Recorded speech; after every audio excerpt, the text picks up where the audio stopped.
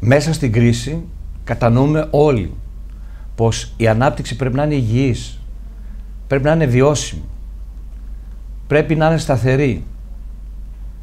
Δεν μπορεί πλέον να στηρίζεται στα δανεικά, σε δάνειες δυνάμεις, σε ένα σαθρό αντιπαραγωγικό κράτος και στη φοροδιαφυγή. Πρέπει όλοι να αλλάξουμε νοοτροπία και πρωτίστως αυτοί που έχουν τις ευθύνες των αποφάσεων, εμείς οι πολιτικοί.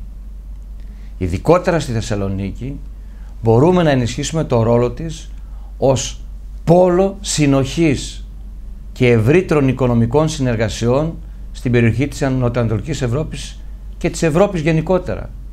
Με τις υποδομές που έχουμε συνετικά σχεδιάσει, τις αναπτυξιακές υποδομές, το μετρό, το αεροδρόμιο, το λιμάνι, την Εγνατία και τις Καθέτους, δημιουργούμε την εξωστρεφή, παραγωγική και ανταγωνιστική Θεσσαλονίκη.